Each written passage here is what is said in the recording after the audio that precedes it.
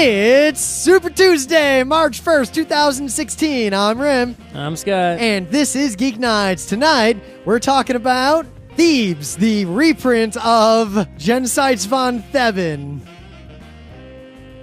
Let's do this. So remember how last week I was complaining about how I had to fly to Southern California for one meeting? Well, we're recording this show in advance because I'm in London right now.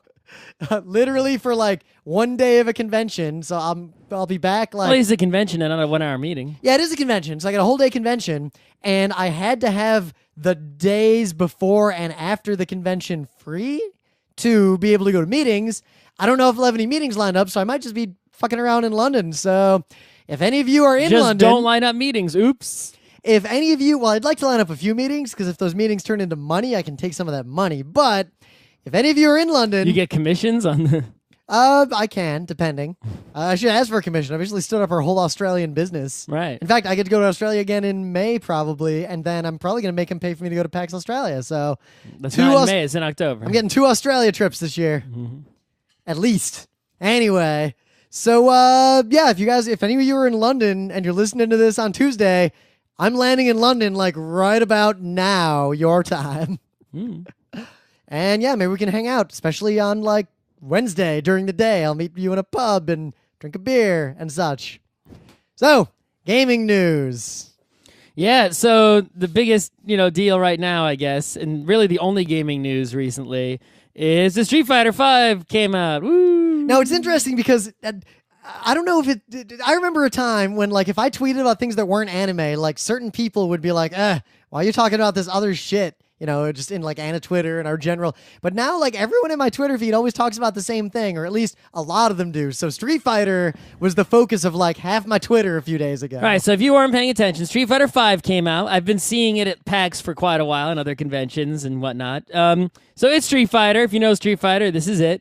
It's just a new one with I can do a Hadoken. More characters, upgraded graphics, that sort of thing. One big change they did that I actually think is a positive change is they increased the buffer window, and they sort of they did a bunch of stuff, and basically all that you care about is that it makes it easier to do special moves. You can be less accurate, and you will still execute your special move and your combo as if you had been very accurate and precise with your button pressing. I do like that change because I don't think there are that many people in the world who will excel beyond that to the point that it matters. And I feel like in Street Fighter 4, pro players, and really, not necessarily the top of the pros who might have been so good they didn't need to do this. Yep. But extremely good players would like double tap because Street Fighter 4 required you to be so precise. They'd like hit it twice to make sure they got it. But I'm saying this will broaden the top tier a little bit, and I think it'll be a net positive for the game. Maybe. So the problems with Street Fighter V is that this release, basically they weren't done with the game and they put it out anyway. Right? It's the only things really in this release are multiplayer, of just play online, and they did improve the netcode. It's like the best fighting game netcode that's ever existed, as far as I know. All right. There's a story mode, but the story mode isn't even the story mode you're used to in Street Fighter. They didn't even include that, which is, you pick a character, you fight every single character until you beat the boss. You get a couple of cutscenes along the way, and then... Well, there's usually no cutscenes until the very end when you win, right? I mean, at least in Street Fighter 2, but yeah. There's basically story mode is like, you fight like a few guys. It's like a really crappy story mode with like almost nothing in it. It's like garbage. And like there's no training. There's nothing in the game. They just didn't finish any of those things. And they're like, yeah, we'll patch it later. It's like, why did you release it undone like this? They released it undone for the fighting game community, like the pro players and the people who care about fighting games, and shorten it to FG right, and all that. But that's not a large number of people. You're going to sell it to them, and meanwhile, it's like no one's going to go back and like re-review the game and update the review once you make the updates. I wonder. It's not good in its current state, and it's going to have a reputation for being bad forever because the initial release was bad. I don't know if that'll actually and be it's much going of to a be concern. very, very hard now for non-pro players to become pro, because usually... Yeah, because that training mode in Street Fighter 4 was so fucking useful. It wasn't useful, but it's better than nothing, right? But here's the thing. Even if, you have a game where it's really hard, so it's, like Street Fighter 4, let's say, at least the game is complete from the get-go So everyone can start at the beginning, even though some people might have a head start from previous Street Fighters, but pretend it's a brand new fighting game, right? That doesn't have a legacy. Everyone can start learning from the same, level at the same time. This is a game where at release, only pros can play it. It's only playable by pros. So now you gave all the pros a head start. All the pros are already learning Street Fighter V. The people who might possibly become pros of Street Fighter V, that kid who's just now become old enough to play a fighting game and understand it, and will practice enough in his life or her life to become a Street Fighter master. They can't play this because it's the floor. We're not talking about the ceiling. We're talking about the floor to even play the game is too high. Well, they could just play Street Fighter 4, raise themselves, and then play 5. I think the transition is it's pretty significantly different. You could do that, but I don't know. How do you think the pros do it? They had to do that transition. I'm just saying, they don't have Street Fighter 5 has got mode. a lot of issues right now, and it's making a big fuss in the fighting game community. Now, and Scott, the fighting game community loves to talk big. This is the thing I've taken out of this, hubbub that's happened around the release of this game, right? Is the fighting game community likes to talk big about how such a good community it is, and, except for, right, and all the positive aspects of the fighting community, which many of them do exist. Right? There's also a lot of negative aspects in the fighting game community, but yes, there are. But they have, many people in the fighting game community or fighting communities have, pointed that out as also being bad and that they don't like it, right? Yep. However, we're talking about behavior and harassment and such, right? That sort of thing. I think fighting games might be, of all the game subgenres, I think fighting games probably actually have the worst culture. Maybe, but the one thing I realized is that even though, we can put a lot of blame on the people who make fighting games for making them hard to learn. And we've discussed this in the past, right? Where everything's a secret. Go listen to when he talked about Street Fighter 4 years ago. Yeah. Counter-Strike doesn't have any way for you to double shoot if you time it just right. But the fighting game community, if you want to talk big about how great you are, make some tutorials that actually teach people how to play your fucking games. Because you know what? I went online looking. Can I even find a fan-made tutorial that teaches the basics of Street Fighter? Now, you might already be saying, but Scott, the manual tells me to do a Hadouken, I go down, down and right, and I hit punch. Sure. That tells me all the secret moves. And that's what almost all the tutorials will tell you, is to press down, right, and then punch, right? And it shows you these 4 icons. That doesn't teach you jack shit. Can I press down, then move the joystick to the middle, then to the down right, then back to the middle, then to the right, then back to the middle, then press a punch button? Fuck no, you can't. You can't do that shit, right? Okay, I have to push down, then I swing it to the right in an arc. All right, no, that's fine. That's fine. How fast do I have to swing it in an arc? Can I swing it slowly through that arc, like tick, tick, tick? Or do I have to go tick, tick, tick? How fast do I have to do it exactly? No, maybe. How fast? Maybe it doesn't even matter. But the problem is, even if all that stuff when is sort exactly do I press the punch button? Do I press the punch button at the same time as the stick reaches the right-hand position? Do I push it after it reaches the right-hand position? How long do I have to wait before? Which punch button can I push? Right? And no one teaches you any of that shit. I actually found one tutorial where the guy actually did show you, his joystick was a little tiny thing. You could actually see the joystick in the bottom right corner. And while he wasn't showing it well, he was at least showing it. And he did teach how to do the Hadouken better than I've seen anyone teach it. He then went on to the Shoryuken and didn't teach jack shit. Yep. Right? He's just yeah, Shoryuken, same as Hadouken. It's right, then down, forward. Fighting games could be designed differently to where that minutia wouldn't matter. Sure. But the fact is, with Street Fighter specifically, that minutia, that frame timing, is the entire game. I don't even know the answer to this question, right? And I've been playing Street Fighter since it was only Street Fighter 2 in the arcade, not even Championship Edition, right? If you want to do a Shoryuken, you have to go right, then down forward, then punch, right? I know that you can press punch pretty much very soon after you press down forward. I know that. I was just asking it rhetorically before, right? Yeah. I can do it reliably. I can do it mostly reliably, right? But here's the question I don't know. So you press right, then when you're moving the stick from the right position to the down position, are you allowed to pass through the down right position on your way there? I don't think I do. Are you allowed to pass through? Because, the joystick only has 3 ways to go, right? It can go to the neutral position and then down.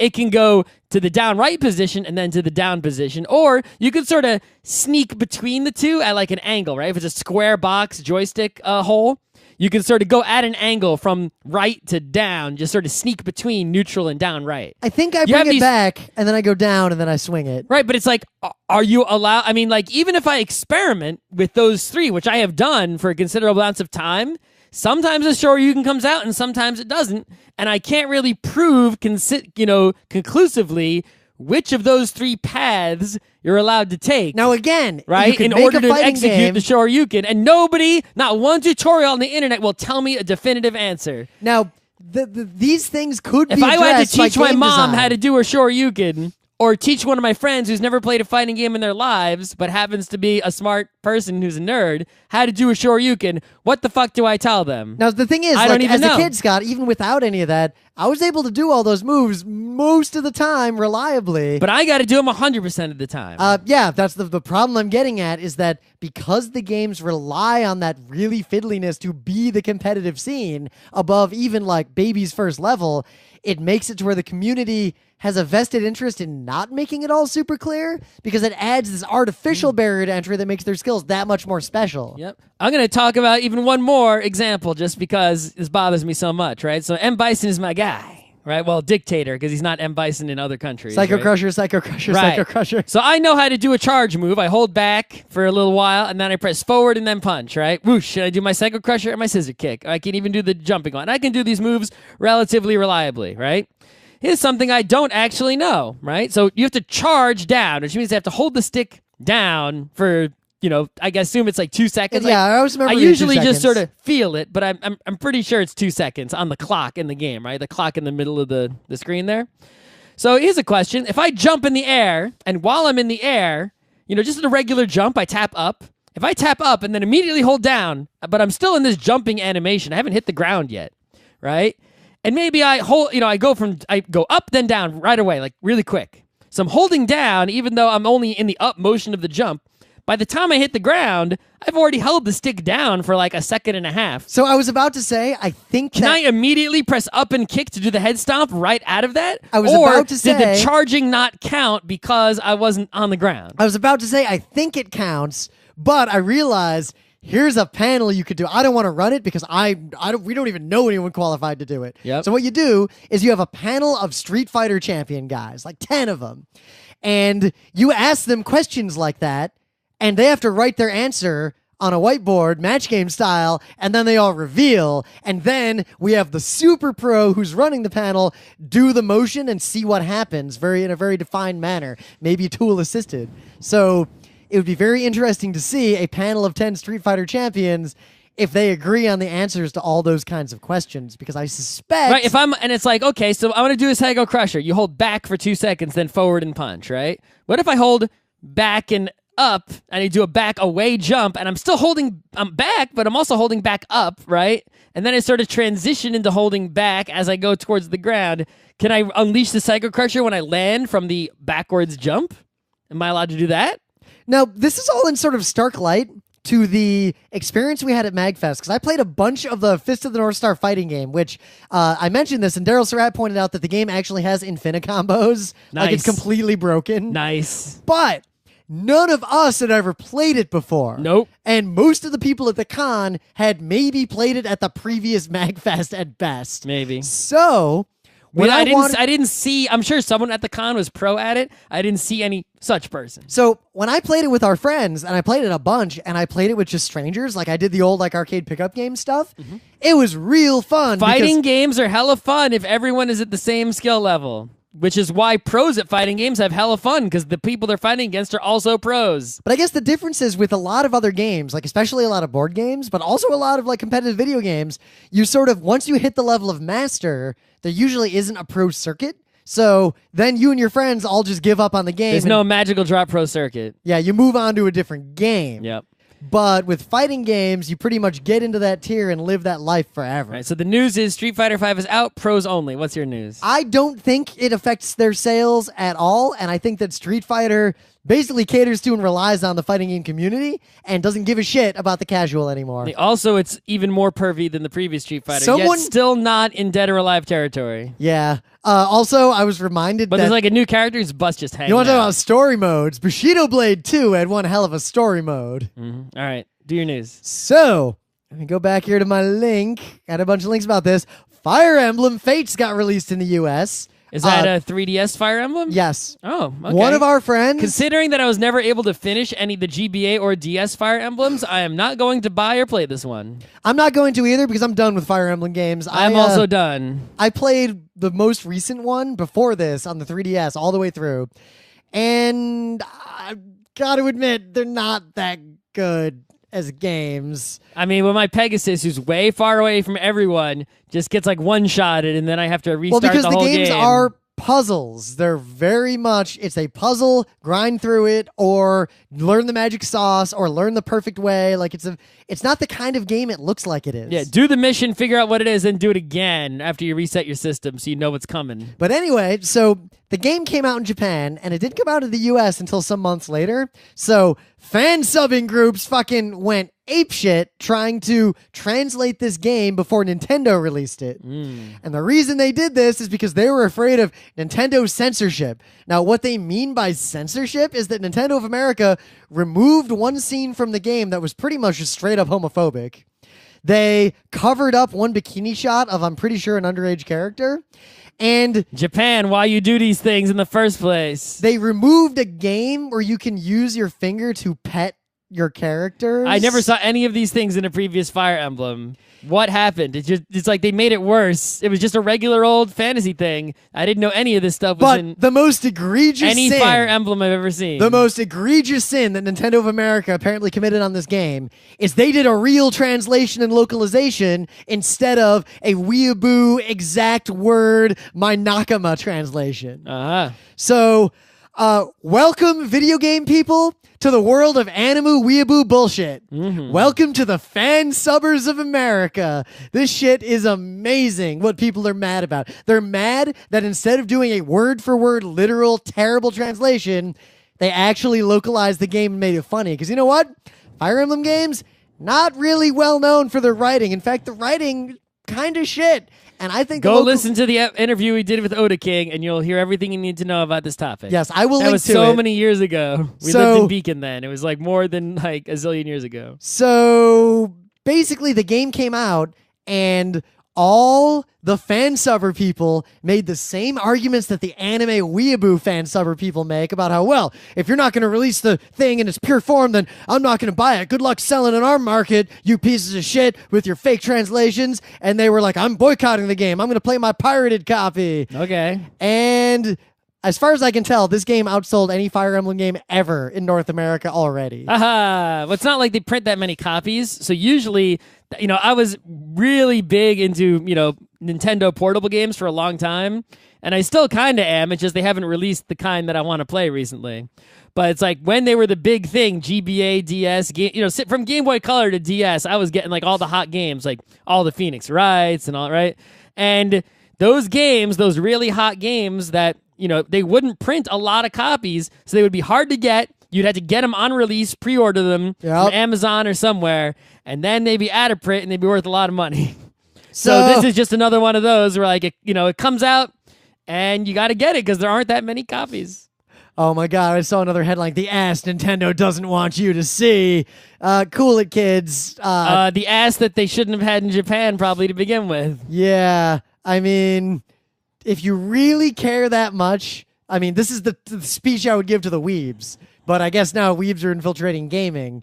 If you care that much about a pure translation, maybe you should learn Japanese. I was about to say, this is yet another example of my Nakama. Of Scott's peeve, which is, oh, look, there's a person who is doing a large amount of labor, so much labor, to avoid learning something. It would be less work to learn Japanese than to simply, than to translate this game. But because people hate learning so much, they would rather do the extra labor of translating this whole fucking thing than just learning a new language. And which, the while fan not translation easy, is easier than translating this game. The fan translation as far as I can tell, is terrible.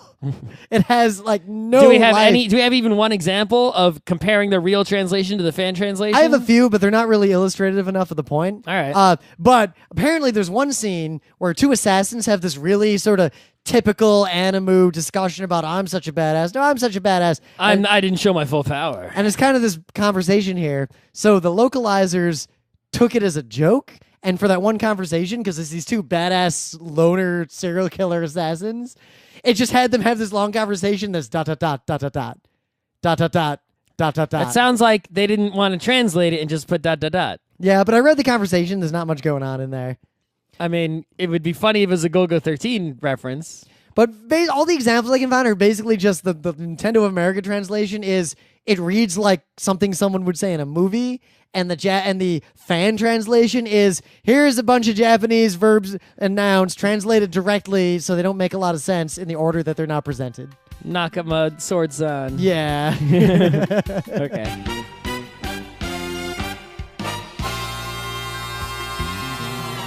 In the meta moment, we're going to be at PAX East performing on Sunday at, I believe, 3 or 3:30 p.m. Atari Game Design. We've done that. We did this at PAX South, and people lined up like way in advance. Like the room was completely filled. I think it's one of our best new panels. I don't think it's that good a panel, but it's what they accepted. People really liked it, even though I would rather be doing designing game rules because I feel like that'll actually have more impact on games that I play down the road. Mm-hmm. But we've got video of that one, so from PAX South, so I'll probably get the video of that up this weekend. Otherwise, other conventions are coming up. Mocha's coming up, so remember to come to New York and go to that. Emily will have a table at Mocha, so stay tuned for that business. Okay. And I guess it's time to talk about a game, because we played a bunch of games. What about things of the day? Oh, yeah, you want to do things of the day? Yeah. We'll do those next now. Here. So this is not related to gaming in any way, unless you want to talk about some Sesame Street games. Like I had one for the NES that was okay. And it's actually kind of creepy. But yeah, so here's a recipe for a baked good known as Cookie Monster Bark. It is basically one big sheet cookie that looks like Cookie Monster. Oh, that kind of bark. Because you put blue frosting on it, and then you put Candy Googly's eyes on it, and then you put, cookies in it, and it looks like Cookie Monster, and then you break it up into pieces of bark, and then you eat it. So I'm going to bake this weekend, and Rim's going to leave town, and then I'm going to eat it when he's not here. Emily steals some for me. Oh, no. So, my thing of the day. So remember way back, we did that Bad Games lecture at a bunch of PAXs, and we did it all over the place. Like, it's a fun lecture to do.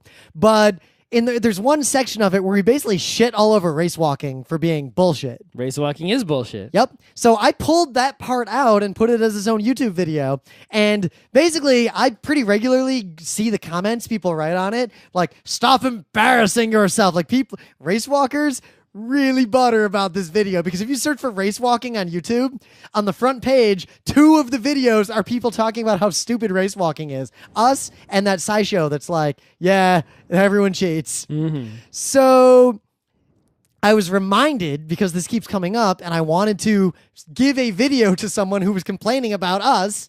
And it was that old thing of the day we did in like 2006. Samurai are coming. Will he run? I don't remember this. It was your thing of the day. You don't remember anything. That's why I was so good. So when I found so the good old you episode, had to do it. You can't even beat my things of the day. You got to take my own thing of the day from the past and bring it back. That's it might have been my way. thing of the day. I don't actually remember, but I can go check. But I found the that episode. was back in the days when I would use Japanese television for all my things of the day. And of course, the link was super broken, because everything of the day link is broken. Mm-hmm. So I actually took me a while to find this again. But here it is. This is a video. And because I put so much work into finding it again, I want you to all see it.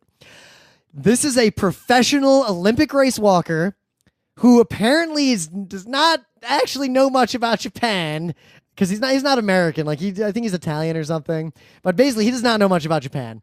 So this is, even by Japanese prank standards, pretty elaborate. They put fake news on TVs in all the restaurants, in his hotel, everywhere he was, talking about how there's been a samurai uprising.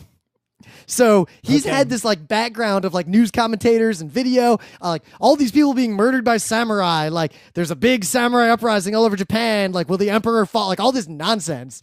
and it was on the news for him constantly. And then I mean, what year was this? like recently, like early 2000s. I mean, if you saw that on the news, I think it was a fake news. I wouldn't think it was real news. Well, it was all in the background. It'd be like normal news, and then there'd be like this one thing just like planted in the news. There's no way a smart person believes that. So we didn't think about it too much, I assume. But then the event was they ostensibly had flown him out to Japan to try to beat a race walking world record in an empty stadium. Was this guy a race walking record holder? He is a professional race walker of some kind. Okay. And they had him doing his race walking. And then they had a bunch of people dressed up as samurai bust in, and they had a bunch of blood squibs and everything. So as he's running by, like, there's this kind of commotion, and he sees this guy dressed up as samurai, like, yelling at some cops and things. And then the samurai murder these dudes, and he's still race walking. And then the samurai, like, go, oh, they point, and then they start running after him. And the whole point of this is a bunch of people watching this on monitors, betting on whether or not he will run or walk away. Will he race walk away, or will he give up and run? Is running? It pretty much comes down to if he believes it's fake, he's just going to keep doing his race walk. But then they come after him. If he doesn't believe it's fake, he's just going to run because he doesn't care about the race walk anymore. So when they come after him, he starts to race walk a little bit, and then, spoilers, he runs. I mean, technically, he was running the whole time. Well, yeah. So, Thebin. Yeah, so here's a game, and I did a little bit of research on this game. So it was printed a long time ago. What year? 2004. That's a long time ago, and it was called... The box art looks like it's like an early 90s game, though. I mean, look at that box. Yeah, it looks like an even older game, but the game was called Jenseits von Theben. Does Jenseits mean archaeologists or something like that? Archaeological sites? I don't know. Yeah, something like that. An archaeological von Peter Prinzs. Right, so anyway... So for 2 to 4 Spieler. So the game was reprinted in a much better version in what year? For ages 10 and up. I'm trying to read those old German rules. Yeah, we don't care about that. It was reprinted in 2007 as just Thebes. So I think it's hard to get and out of print, maybe, but maybe it's not hard to get. I don't know, but we were able to, we had a friend had a copy, we played it a bunch. It's a game I had seen around before at conventions and in game libraries and never had actually played. So we played it. We played it like 2 or 3 times. Well, Scott played it, and then he comes over to me later because I was doing something else. He's like, oh my God, Reem, we got to play this digging game. And he kept bringing it up. And then, like, the next day, I played the digging game, and we dug. So the thing about this game is that it's just so thematically good, right? The theme of the game is this. You are an archaeologist, like Indiana Jones style. Yeah, fake archaeologist. You like except without the traps and the golden monkeys and the shit. little dudes you move around have Indiana Jones. They're just Indiana Jones. Right. So you start in Europe, and you're going around Europe researching things, right? And chasing down rumors and right, or you're hiring diggers or getting graduate students to follow you around. And maybe you're buying a blimp to keep on hand, or you buy a car, which apparently is super awesome. Yeah, which we didn't think was awesome. Anyway, you didn't think was awesome. Well, I was told it was not awesome. So yeah, we'll talk about this later, but we started the game, and Scott's like, trusted someone. The car comes up, and Scott's like, oh, the car sucks. And I'm like, well, I was told the car sucked, but apparently that was not the case. The car would probably be pretty great if I bought it in the beginning of the game, and then a car appears, and of course our friend buys it right away. I was also told the shovel was awesome, so I got a bunch of shovels right away. Not that awesome. Yeah, shovel was awesome, but you know what? I only got 2 shovels. I got 3, and it still wasn't awesome enough. Anyway, so here's how the game works. You spend time. The game, depending on how many players you have, is 2 or 3 years long.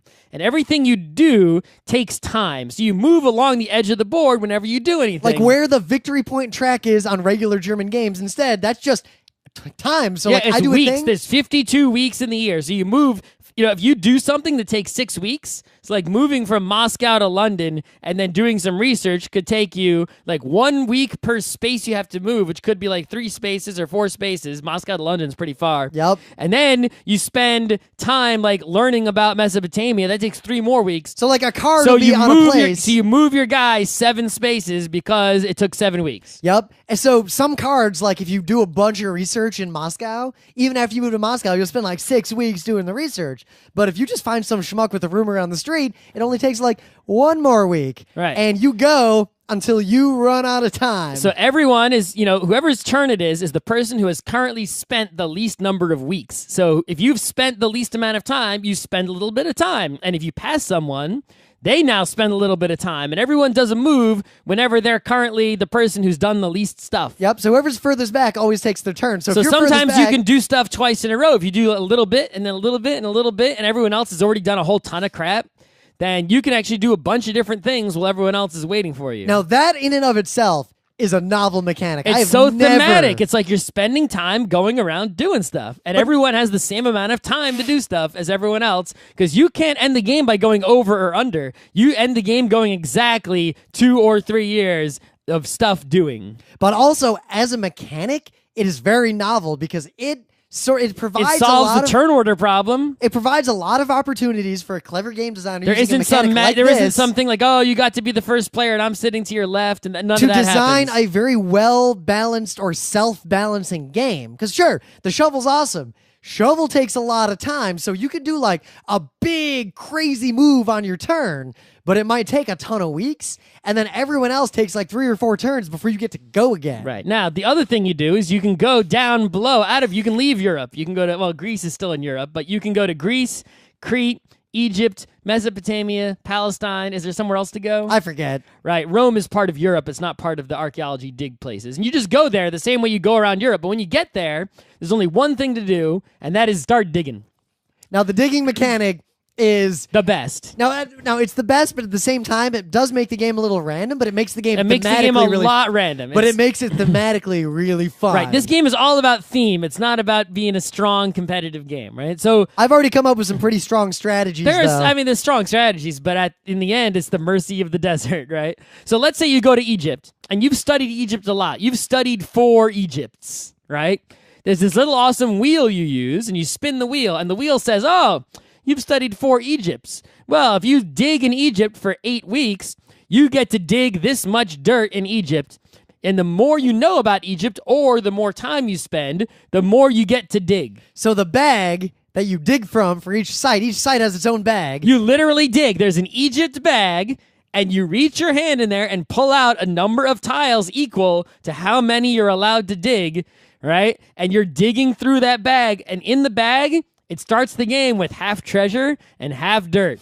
Any treasure you get is treasure you get, and it's worth victory points. Any dirt you get is dirt. Now, what makes the game amazing is that when you're done digging the Egypt bag, you take all the treasures and you keep them. You know, you might want to hold an exhibition, or who knows what you're going to do with them. But all the dirt goes back in. You fill in the holes. And the next person who comes and digs in Egypt, it fucking sucks. Right? Because there's way more dirt than treasure in there now. They need to dig even better than you dug to have a chance of getting anything. I once dug 12 tiles from a bag that had a reasonable amount of treasure in it and dug 12 dirt. I've also saw some people dig like 6 tiles out of a bag that was mostly dirt and get like 5 treasures. So it's like there's so much drama when digging, but it's just like the drama of doing real archaeology, where you go to a site and you start digging. It's like, are we going to find anything? We don't fucking know. And then if you do find something, like, oh my God, it's a prize amphora completely intact, or oh my God, it's a whole sarcophagus that's plated in gold leaf. Holy shit. So even further, to really drive the theme home, it's got all these other little elements. Like, it has a sheet that tells you what all the treasures are. Yeah, they're all real treasures, and they have like names and There's stuff. There's no bearing on the game, but yet we would read like, oh, you just found a blah and a blah and the ancient menorah of blah blah blah. Right. Now that's the thing about the game, is that the theme of it is so good, but the mechanics are only okay. Well, I would say the digging mechanic is what makes you say the mechanics are okay, because the rest of the game, I would like to make a more deterministic game that uses the same front half, everything but the digging. It's not just the digging that's random, it's also the cards that are random. Well, right? it's a third in Taxis randomness, or a web of power randomness. So let's say I go to London and I spend a turn researching Egypt, right? And then it goes around and I spent a lot of time doing that. Everyone else does a bunch of stuff. It's finally my turn again, right? Now there's 4 cards available. The only thing you can do in Europe is do one of those 4 cards, pretty much. And I look at those 4 cards, and they're all in Moscow.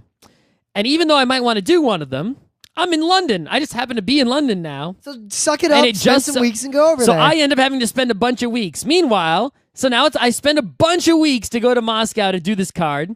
Then the card that gets flipped over next is, I don't know, Paris. Rim's already in Paris, And it's his turn now, and that card only, so he just picks up that card for a lot less weeks than it would have cost me and that ends up, it doesn't seem that big a deal, but if it keeps, and it might, over time, the whole course of the game, it should even out between the players. It is also mitigated heavily by the fact that if you find a good card, it pushes you way up on the time track, so whoever fell behind will probably get to do a couple turns in a row and reveal more cards. That's what I'm saying, is if a good card spawns on you, right, not only do you get that card without having to spend a lot of time, but now it's your turn again. You can get to do a lot more stuff in a lot less time if the cards turn up your way. And that's the danger of taking cards and going ahead. If you take good cards and go ahead, you basically give everyone else more card opportunities. You might not have a choice depending on what cards are available on your turn. So it's not just the digging that's random, it's which cards are there on your turn that is also almost as random as the tiles, but not quite as random. Moving will only take like 1, 2, or 3 weeks. Good cards take 6. I think it's close to being very optimally balanced. It's close, but it's not so perfect, right? I was watching you make very poor decisions throughout that game. No, I was doing fine. I mean, so yes, there is decisions to be made that matter a lot, but it is also it's like a half luck, half, skill game. I think the digging adds 80% of the luck to the game. The luck of the card getting. I'm just saying the luck of the card getting is not nearly as big as the digging luck. I would go beyond that. I would say it's minor. I'm saying it is not huge. It is not major, but it is large enough to be significant. I wouldn't even say it's that significant. I would say it's barely significant. I'd say it is. I think significant. It's a bigger deal in Thurn and Taxis and Web of Power. It is a bigger game. deal in those, but it is still a deal. It's a deal. It's not a big deal. Yes, technically you're correct. It is a deal. It's a deal, right? So you could lose a game because bad tiles in your turn. But I also think we were playing 4-player games, right? With only had 2 years. If you're playing with less players, which it gives you the 3rd year, and also not only more time to do stuff with that 3rd year, right? But also more chances at the cards because less competition for them. It becomes much less. It won't be a deal in less players. Well, also, so interesting thing. We played. This was like the Magfest of playing more like old style classic German games. Mm-hmm. And what I've noticed is that 5 players or 6 players is what everyone's shooting for these days because people have bigger groups. But most of the best German games I can think of, and most games that have stood the test of time, are 4-player games. Yeah, we played this with like 4 or 5 players. We played it with 4. It only takes up to 4. Oh, is it? Okay, I think it's. That's what I was getting at. Most of the games we played at this Magfest take 4 max. I think this is best with 2 or 3. I think 4. So, I think 4 stresses the resources of the game too much, and it makes the digging much more punishing because now you've got the same amount of competition for the same amount of treasure. They don't put in more treasures and more dirt and more player game. It's the same bag, right? Because this game is a race, it is not highly political, so it does not fall into the 3-player game trap, where a 3-player game is actually a 2-player game plus a safety monkey. Exactly. So, yes, I agree. This game is probably a lot better with 3-player. Just because it'll be more fun. More people will get a chance to go in the bag and get treasures, even though, the scores will be higher. You'll get to do more stuff. Right? It'll just be more enjoyable with more players. Because the game did feel like less it players. Cut off too short with 4 players. Yep. It's kind of like how Bonanza is real fun with 6 and 7, but it's also kind of broken. Bonanza with 5 is ideal and perfect and one of my favorite games. Right. I think this game is ideal with 3. Even 2, I think this game can be really good. 2 would be real interesting. I haven't played it with 2. I think 3 is the ideal, but I still think 2 is good. I would prefer 2 to the 4. Board Game Geek says best with 3 to 4. Which is interesting because I think. I wonder if there's any special rules for the 2 because we didn't actually play the 2. Yeah, but the 3 I think is the sweet spot. Yeah, there's a big difference between 3 and 4 player. I wouldn't say best with 3 to 4. Yeah, I think best with 3. And then 4 is kind of like, it's playable, but it's not as good as the 3. But if you're especially an aspiring game designer, you should play this game for nothing else than to see a game that so perfectly matches theme. Yeah, the mechanic theme meshing here is so perfect. Here's another example. There are so few games that line it up so well. There is another part of the game. There's a bunch of other parts. We didn't obviously tell you the whole Like when rules. you play Puerto Rico and you choose craftsman, do you really feel like you're crafting? No, but when you choose to dig and spend 6 weeks digging in Egypt in this game, you feel like you're spending 6 weeks digging in Egypt. And when you go around Europe researching, you feel like you're traveling around Europe researching.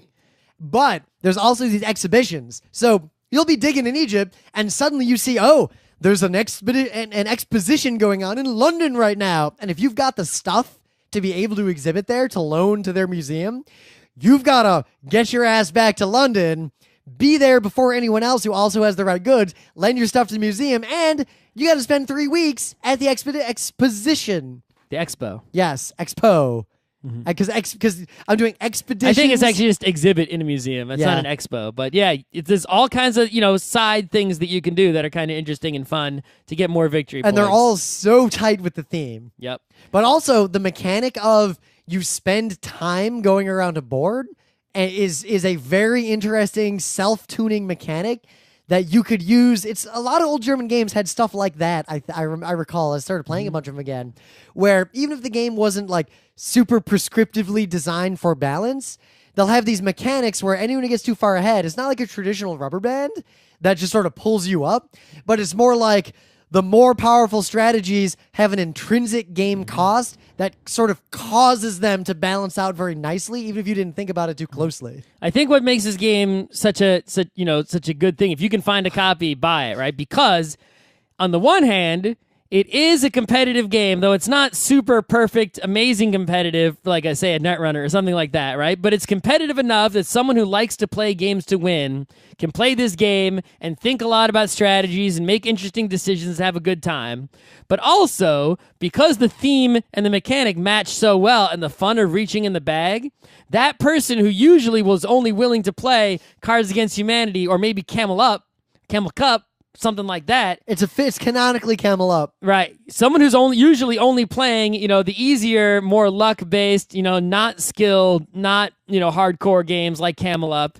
You can get them to play this game because it's so fun to go in the bag and do the things, right? And then you can use this to get both of those people to play the game together and have a good time without that conflict that usually happens. And there's not a lot of games in that sweet spot. You'll see a neat design pattern. So there's a lot of games where like Alhambra, or games where you can take some number of things, and if you're clever, you can sort of make a combo of the exact values of them. Like Power Grid is an example. Power Grid is a game where you can spend exactly all of your money if you're very clever a lot of the time, and it's a huge advantage if you did so. Like if you set the stage for that play to happen later. This game does that in the sense that if you fall way behind in time, you might be able to look at the board and come up with a combo where you get to take 2 or 3 turns, and then you land directly on top of someone. Exactly. If you land on top of someone on the time thing, top is last place, so you get to take yet another turn. Yep.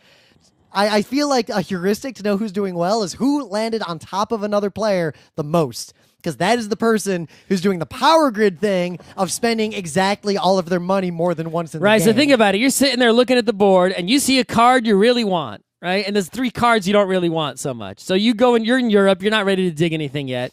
So you just go and get the card you really want. You move 2 spaces and take it for 5 turns. Now it's not your turn anymore.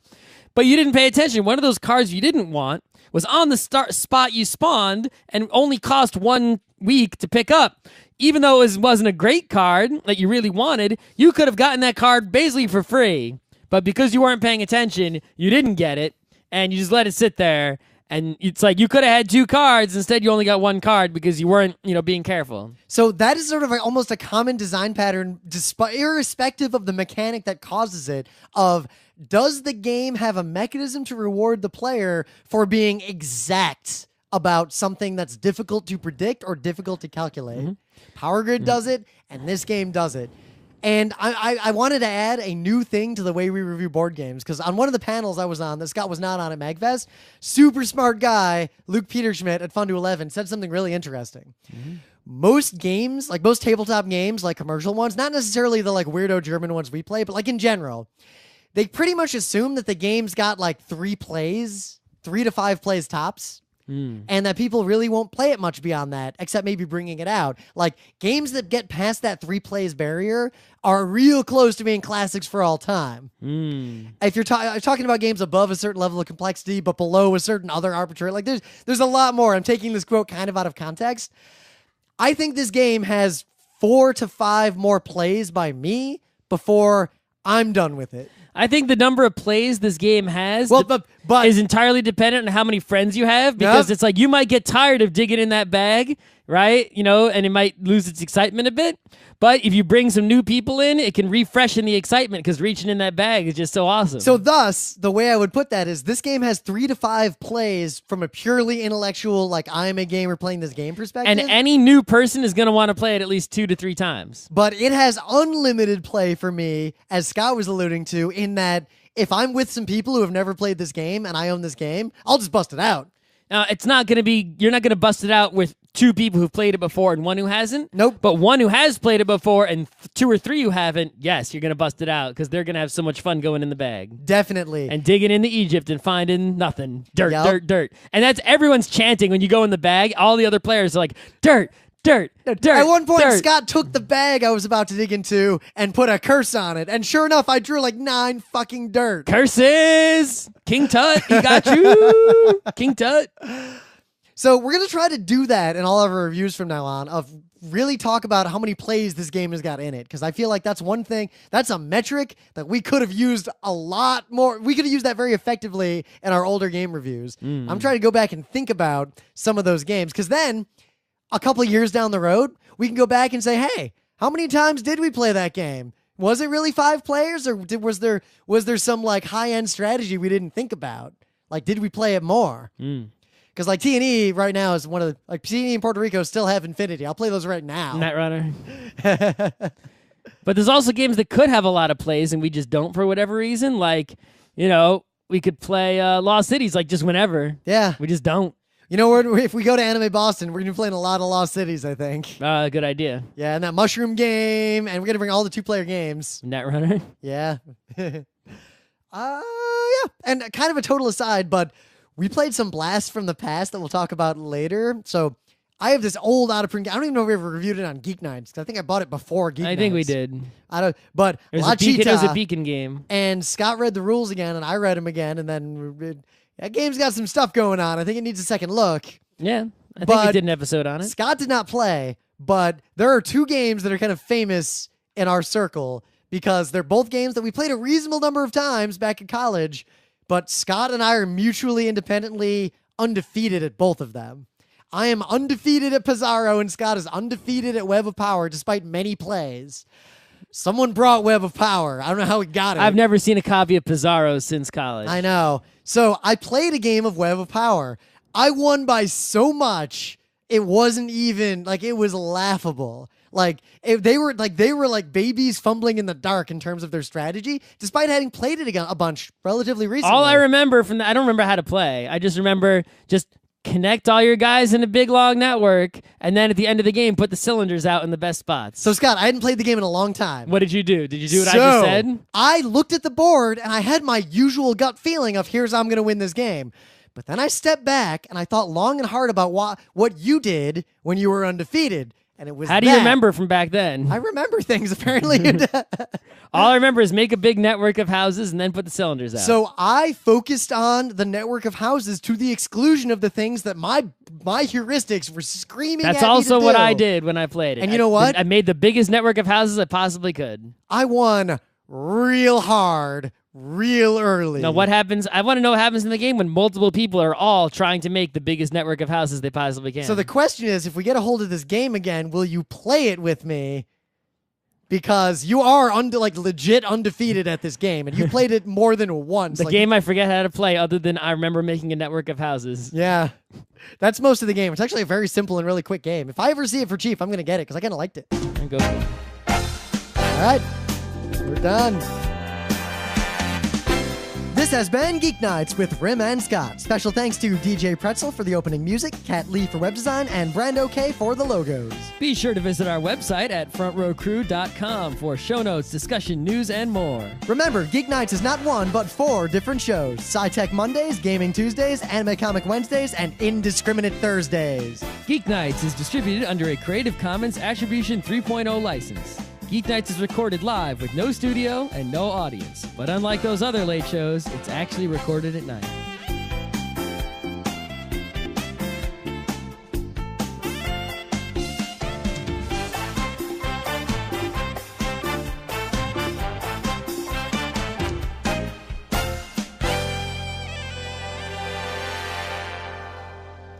The patrons this week, in order of the amount of money they annoy Scott with, are Nicholas Branda, Rebecca Dunn, John Arnobs II, Amanda Duchette, James David White, Christian Kuntz, Jess, Mechanical Mind, William Eisenrose.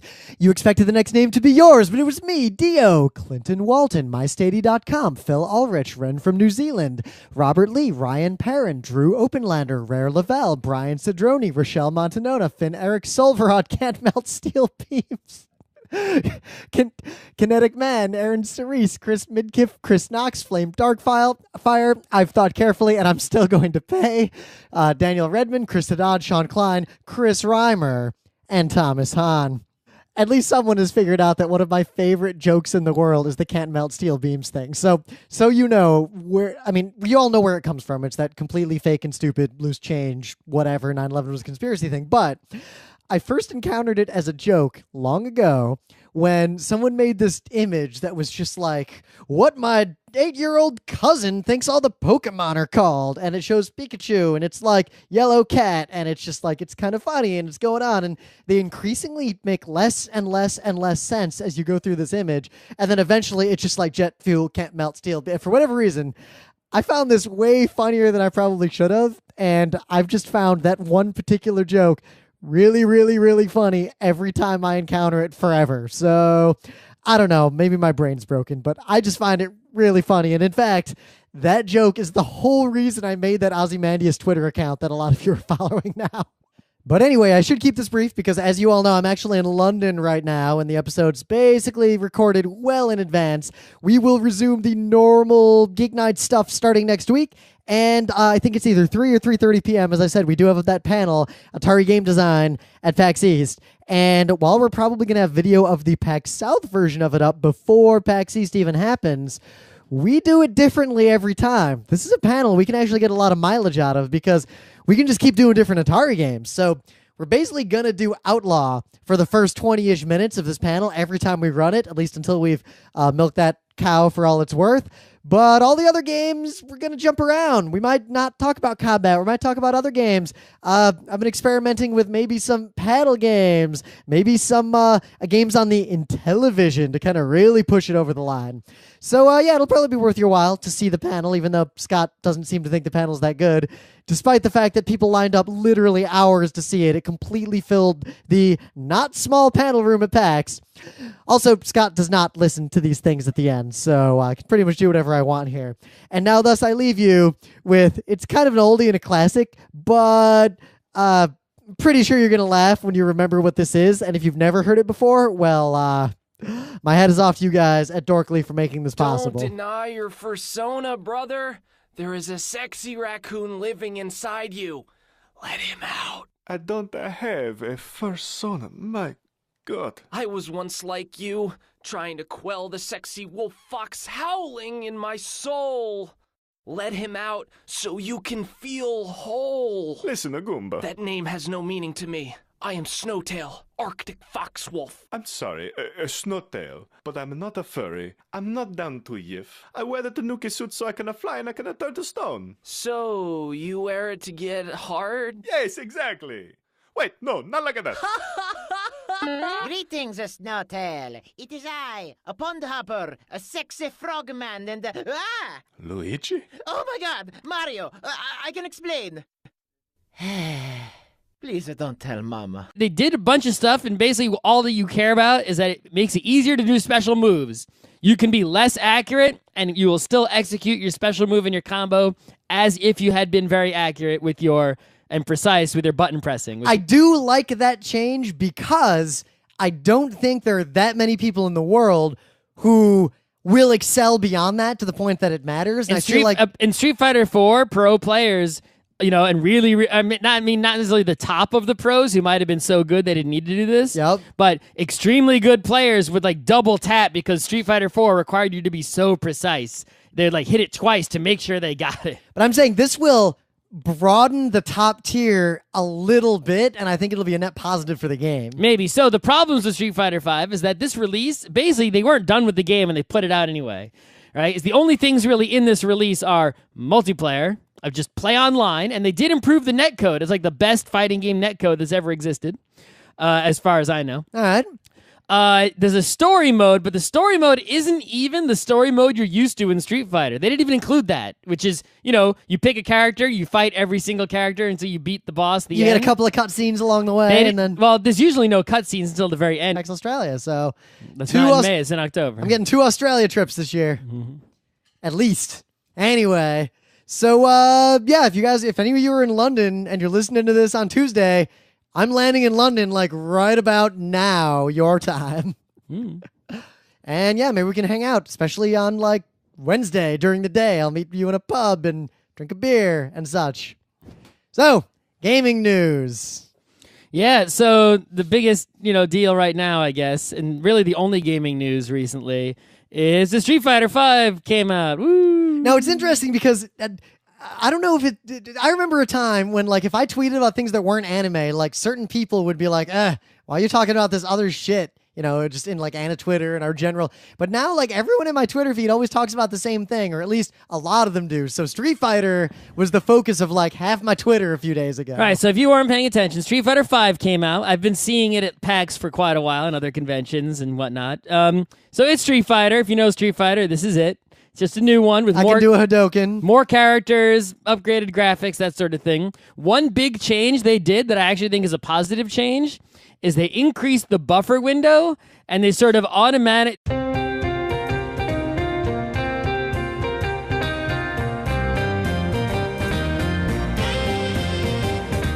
It's Super Tuesday, March 1st, 2016. I'm Rim. I'm Scott. And this is Geek Nights. Tonight, we're talking about Thebes, the reprint of Jenseits von Theben. Let's do this. So remember how last week I was complaining about how I had to fly to Southern California for one meeting? Well, we're recording this show in advance because I'm in London right now. Literally for like one day of a convention. So I'll be back like... Well, it's a convention and not a 1 hour meeting. Yeah, it is a convention. So I got a whole day convention and I had to have the days before and after the convention free to be able to go to meetings. I don't know if I'll have any meetings lined up, so I might just be fucking around in London. So if any of you are in just London... don't line up meetings. Oops. If any of you... Well, I'd like to line up a few meetings because if those meetings turn into money, I can take some of that money. But if any of you are in London... You get commissions on the... I can, depending. I should ask for a commission. I've recently stood up our whole Australian business. Right. In fact, I get to go to Australia again in May, probably, and then I'm probably going to make him pay for me to go to Penn. And can start at the beginning, even though some people might have a head start from previous Street Fighters, but pretend it's a brand new fighting game, right? That doesn't have a legacy. Everyone can start learning from the same, level at the same time. This is a game where at release, only pros can play it. It's only playable by pros. So now you gave all the pros a head start. All the pros are already learning Street Fighter V. The people who might possibly become pros of Street Fighter V, that kid who's just now become old enough to play a fighting game and understand it, and will practice enough in his life or her life to become a Street Fighter master. They can't play this because it's the floor. We're not talking about the ceiling. We're talking about the floor to even play the game is too high. Well, they could just play Street Fighter 4, raise themselves, and then play 5. I think the transition is it's pretty significantly different. You could do that, but I don't know. How do you think the pros do it? They had to do that transition. I'm just saying, they don't have Street Fighter 5 has got mode. a lot of issues right now, and it's making a big fuss in the fighting game community. Now, and Scott, the fighting game community loves to talk big. This is the thing I've taken out of this, hubbub that's happened around the release of this game, right? Is the fighting game community, when you win, right? It's released in Street Fighter 2, but there's basically story mode is like, you fight like a few guys. It's like a really crappy story mode with like almost nothing in it. It's like garbage. And like there's no training. There's nothing in the game. They just didn't finish any of those things. And they're obvious. like, we'll patch it later. It's like, why did you release it undone like this? They released it undone for the fighting game community, like the pro players and the people who care about fighting games, and shorten it to FG and all that. That's speech. not a large number of people. You're going to sell it to them, and meanwhile, it's like no one's going to go back and like re-review the game and update the review once you make the updates. I wonder. It's not good in its current state, and it's going to have a reputation for being bad forever because the initial release was bad. I don't know if that'll actually and be it's much going of to a be concern. very, very hard now for non-pro players to become pro, because usually Yeah, because that training mode in Street Fighter 4 was so fucking useful. it wasn't useful, but it's better than nothing, right? But here's the thing. Even if, you have a game where it's really hard, so it's, like Street Fighter 4, let's say, at least the game is complete from the get-go, so everyone